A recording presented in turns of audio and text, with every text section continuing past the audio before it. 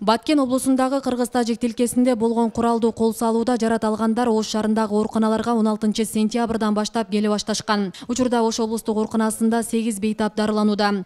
Алардын ичинен 5 бейтап куралдуу кагылышууда жарат алгандар.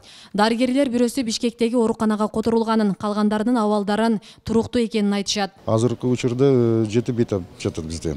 Алардын ичинен ошо 5 бейтап окуяда жаракат алгандар, а 2 бейтап мына соматический больной деп коюп, ошондо больницада жатып, Баткенде больницасында жатып, ошол жактан бизге которулушту да.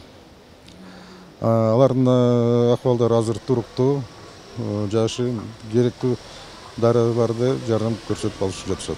Ошо көзүм ачканда эле больницада жаткан экем, калган эсе албайм. Азыр бул жакта кандай карап атат? Кандай карап атат? Жакшы. Көрүп кетишет бардыгы. Канча болду келгениңе? Кандай болду? Кече келдиңерби, качан келдиңер? Ооба, кече келдик. Азыр ата-энеңдер какта? Алар деле больницага жайгашкан. Тажикстандын куралдуу кол салуусунан жалпы 163 бейтап ооруканага кайрылып, 144-тү дарыгерлердин көзөмөлүндө. Алардын ичинен 34-тү Ош шаарындагы ооруканаларына жайгашкан. Бүгүн министрлер кабинетинин төрагасынын орун басары Бакыт Төрөбаев, президенттин Ош облусундагы ыйгарым укуктуу өкүлү Зиядин Жамалдинов бейтаптардын абалы менен таанышып, тиешелүү болгон бардык жардамдар көргөзүлөрүн билдиришти.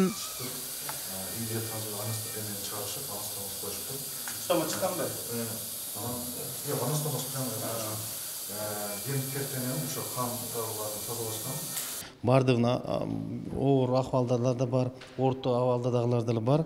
Ошол эле учурда мына өзүңүздөр билесиз, биздин Ош шаарыбызда Баткенден келген үйлөрүн таштап качкан биздин жарандарыбыз бар. Биз ал Ош шаарындагы общежитиелерде, мечиттерде, медреселерде ошондой эле өздөрүнүн туугандары үйүнө жатышат.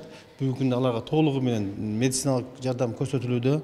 Ош шаарында жайгашкан бардык медициналык мекемелер бүгүнкү күндө күчөтүлгөн тартипте иштеп атышат, күнү-түнү иштеп атышат. Жалпысынан Кыргызстан боюнча биз азыр мына көрүп чыктык. Жалпысынан Кыргызстан боюнча 163 бейтап кайрылды.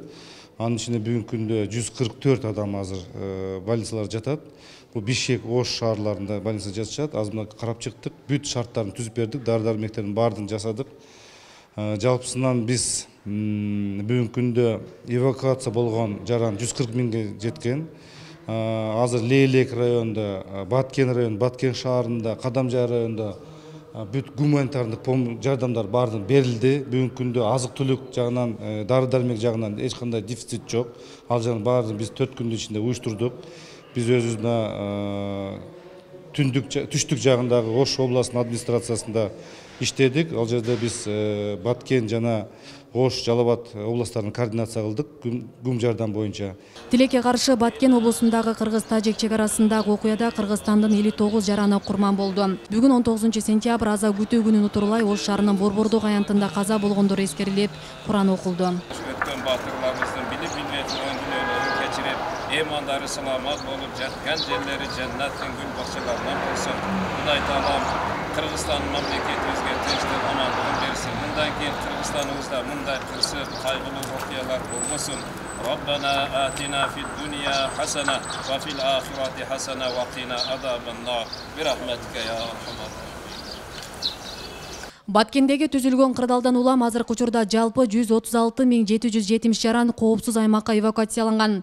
Анын ичинен 3.427 жаран убактылуу кабыл алуучу жайларга жайгашкан.